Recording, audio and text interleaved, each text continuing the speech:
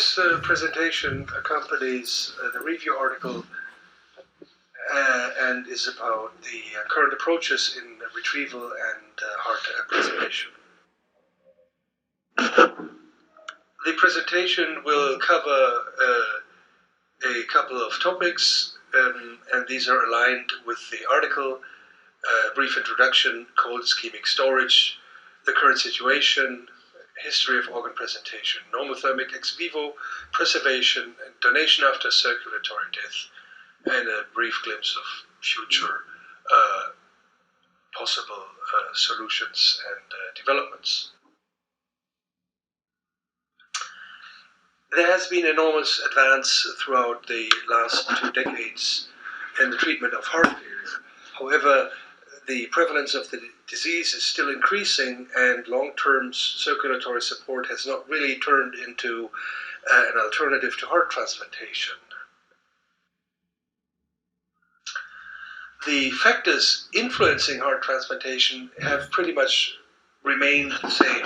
It is the quality of the graft itself, the procurement, preservation, and the storage of the graft, and this includes the ischemic time as well as the complexity of the operation and, of course, the status of the recipient.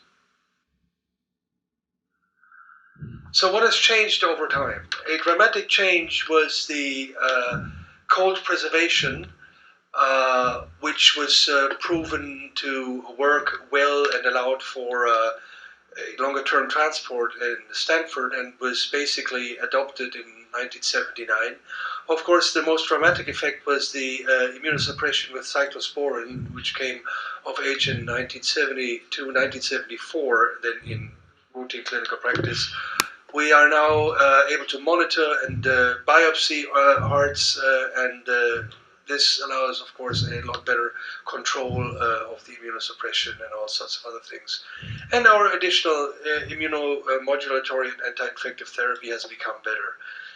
Also, we have made significant advances in the surgical management in the operating theater, and our technology, as in better bypass machines, and of course the intensive care unit has improved over time. We have seen dramatic changes in ICU care.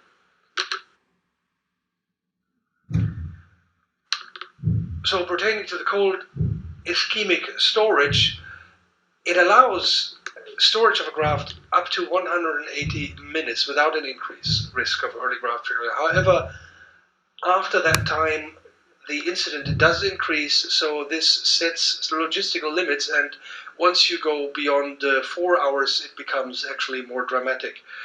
There's a very good review article here, which looks at the situation in the United Kingdom by Banner et al.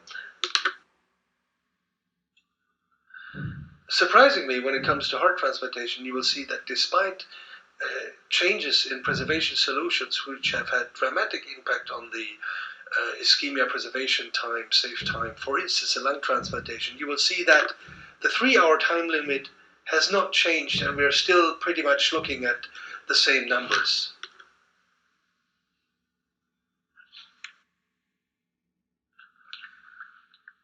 Now also, what has changed, of course, over time is that we have an ever-increasing number of patients on the waiting list, and we have now an increasing shortage of what we would call ideal donors.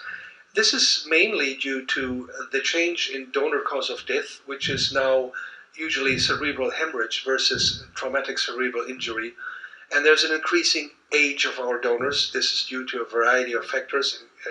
One is the increasing age of the population, 2 is the better overall medical care, and of course this comes with the increasing number of comorbidities that we see in our donors.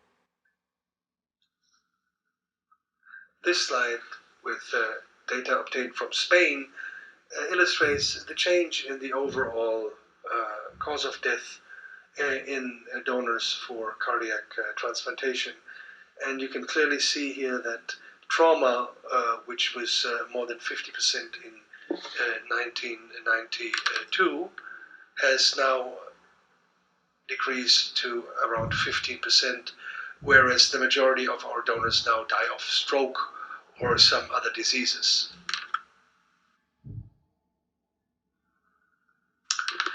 The median donor age in Europe has increased dramatically from 26 to now almost 45 years. In the United Kingdom, the situation is even worse, with our donors now having a mean age of more than 50 years.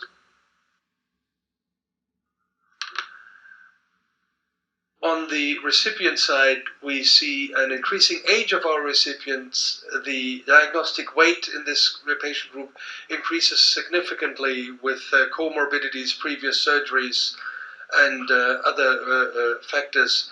We have an increasing number of patients on ventricular assist devices. Also, we now see an ever-increasing number of patients with adult congenital heart disease, and this leads to a significant increase in the complexity of the surgery. This slide, obtained from the International Society of Heart and Lung Transplantation, illustrates the increase in the recipient age, and it is important or interesting to see that until virtually 1995, we did not even transplant patients above the age of 70, and there is now a slowly increasing number of in this age group, and the number of patients under the age of 40 has ever decreased, and we are now seeing a total number of patients of around only 30% who are actually less than 30 years of age. This slide illustrates again the number of patients on mechanical circulatory support. This is all mechanical circulatory support, and we can see that we have reached now a level of more than 50% of these patients.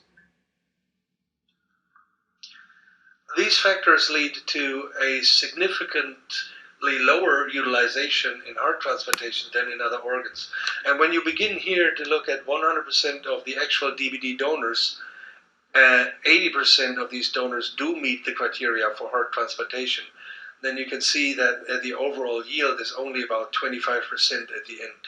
So there are a variety of factors that influence this, and the resulting situation, unfortunately, is that most of the organs that are theoretically available in the end are not being transplantable or are not being transplanted.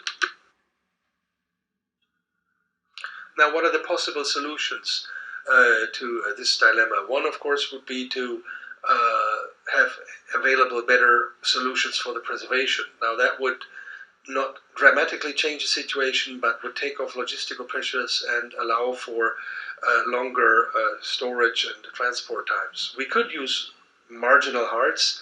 In the extreme, even hearts that would have to undergo concomitant procedures such as bypass grafting and aortic valve replacement.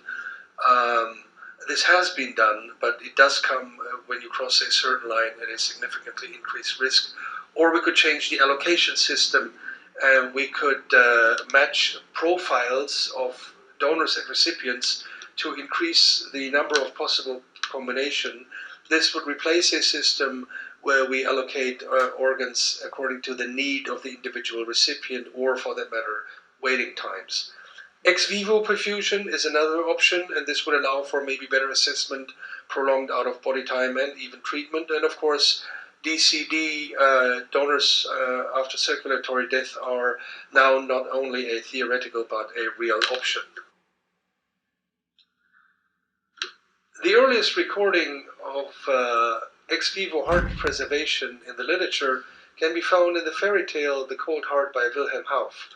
In this fairy tale, the main character trades his heart in for a stone in order to gain influence and power, and he is shown into a chamber where the spirit who offers him this deal stores the hearts of a variety of people from the neighborhood in jars on a shelf. And this seems to be a system that can store hearts for quite a while.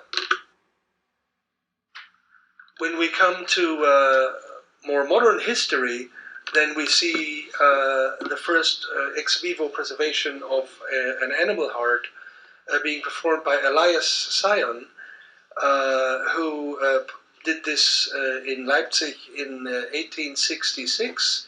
He was a very interesting character, a brilliant lecturer, one of the youngest professors at the University of Petersburg, but he made a very obscure end in Paris later on. Better known, of course, is the Langendorf model 1895, in which a mammalian heart was perfused outside of the body for the first. This has culminated in normothermic ex vivo perfusion today in actual clinical use, and this is possible but with the organ care system, which has been developed by Transmedics. It comprises of a portable platform with a wireless monitoring here, a single-use perfusion module which is loaded into the platform, and a solution set that is used to maintain the organ while it is perfused. The organ care system is basically a very elaborate Langendorf system in which the heart is continuously perfused in a beating state at 34 degrees. It drains into a reservoir via the pulmonary artery and via the coronary sinus, and the perfusion is retrograde into the aorta.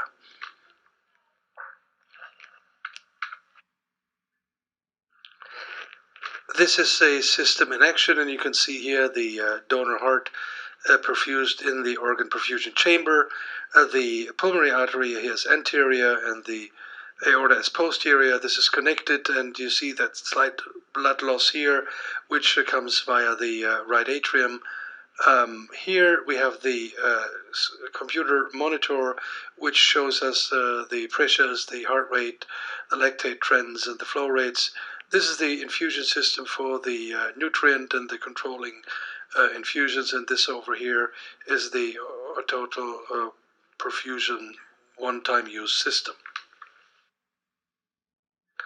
So mobile ex vivo perfusion of course eliminates most of the ischemia. There's only a very short ischemic part in the beginning and then the ischemic part during the organ implantation. It eliminates the necessity of cold storage, and since it is a beating heart system, it allows for a better assessment and a control of whether this organ will actually work in the recipient. It also allows for immediate reconditioning and treatment, although that is a thing of the future, and it significantly increases the logistics of organ transplantation because it allows the implanting surgeon to perform a very controlled cardiectomy and preparation in the recipient. And finally, it of course allows the procurement of hearts from donors after circulatory death.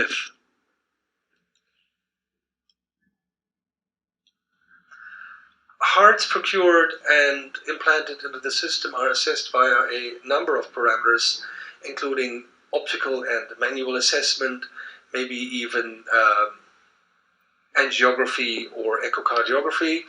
System-derived variables include aortic pressure and coronary flow, and the necessary adenosine infusion rate in order to control blood pressure, and the lactate profile, which is used to monitor the metabolic situation and function of the heart. Pertaining to the lactate profile, specifically whether the lactate levels are rising, what the absolute level is, and whether there is a pattern which is favorable, and the arterial and venous. This slide illustrates data obtained at Harefield Hospital, and it shows that pre-organ care system run, the normal ischemia time is about 23 minutes. This is from procurement to perfusion in the system. And post-OCS time, and this is the implantational time, is around 55 minutes. And this is with a mean out-of-body time, which is cross-clamp to cross-clamp, of 360 minutes. The performance of the organ care system as the first ever ex vivo organ perfusion system in heart transplantation has been analyzed in the Cite trial, which was a non-inferiority trial comparing the results of OCS transportation versus standard cold storage. The primary endpoint was the 30-day patient and graft survival, and secondary endpoints included serious adverse events, rejection, and median ICU. This slide illustrates the data from the PROCEED-2 trial, and as with the data shown from Harefield Hospital, you see that there has been a short ischemic insult at the beginning and at the end, reflecting explantation and implantation, and an overall out-of-body time in the organ care system group of more than 330 minutes. This compares to an out-of-body time which equates ischemia time in the cold storage group of around 3 hours, whereas ischemia time, of course, in the organ care system group is significantly shorter.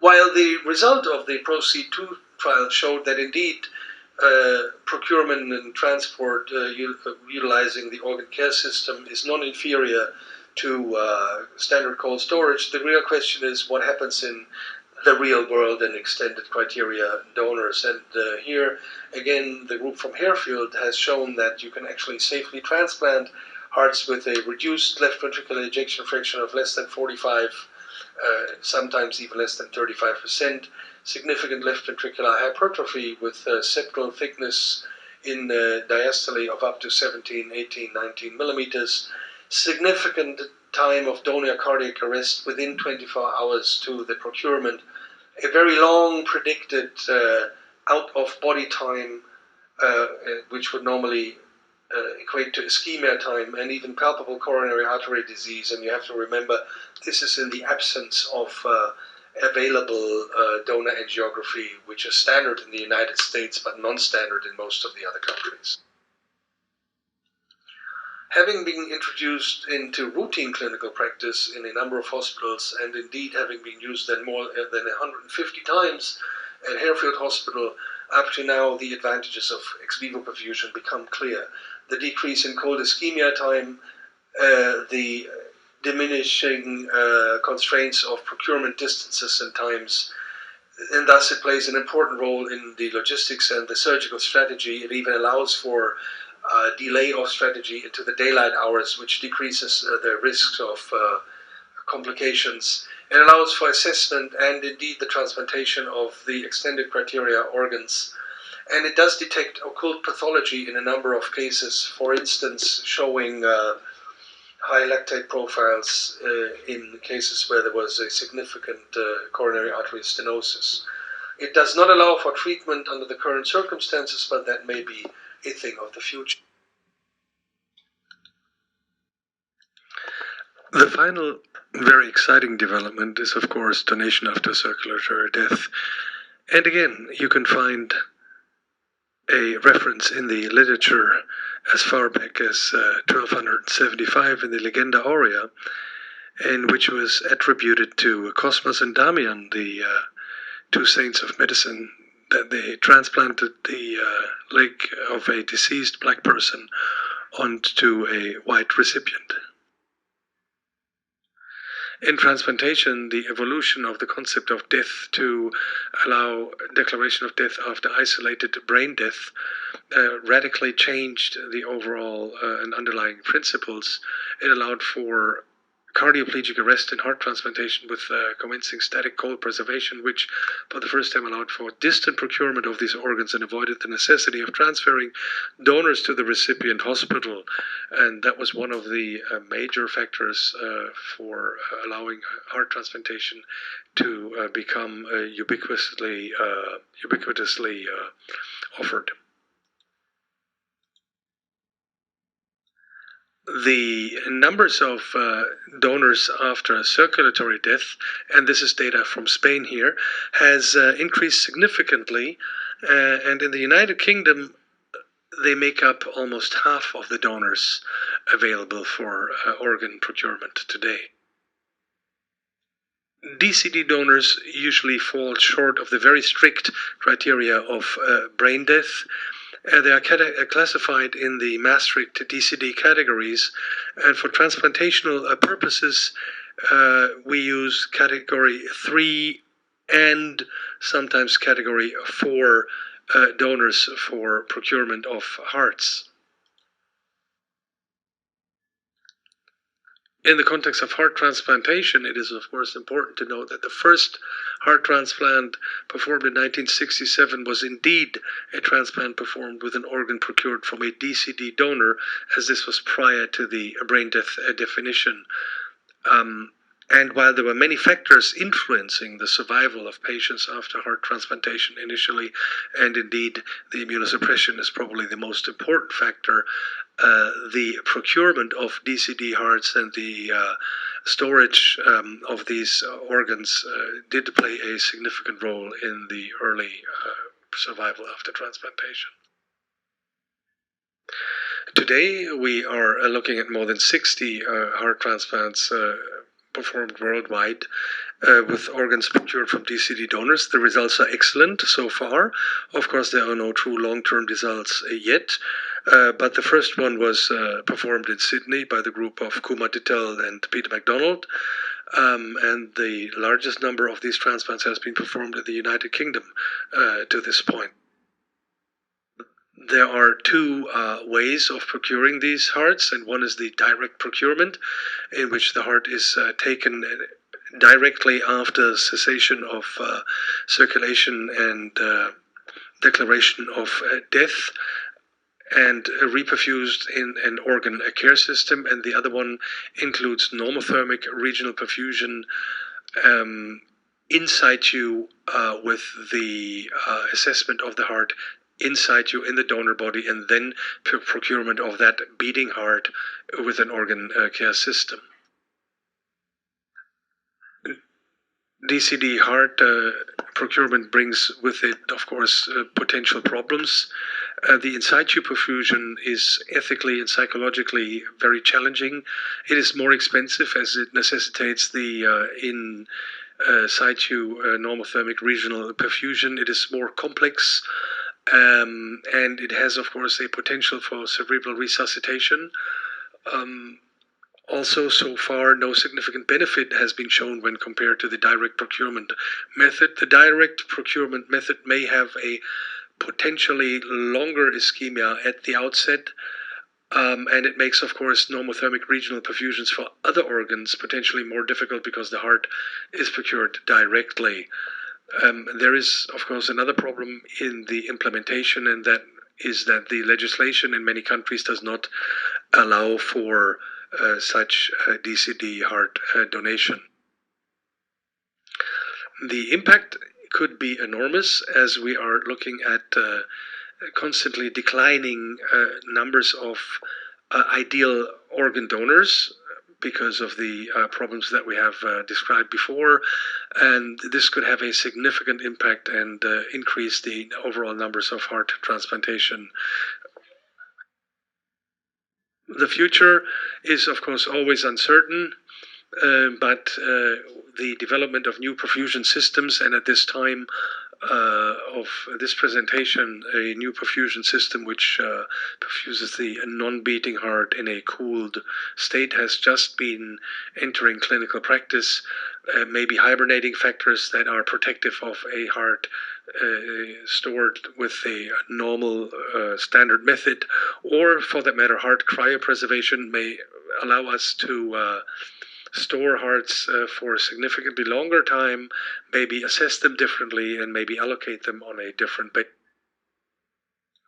Heart cryopreservation, as one example, would be based on cryopreserving an organ in a solution that would prevent ice crystal formation and allow for storage of these organs for very extended times. But it is challenging and technically at this point not feasible for clinical practice.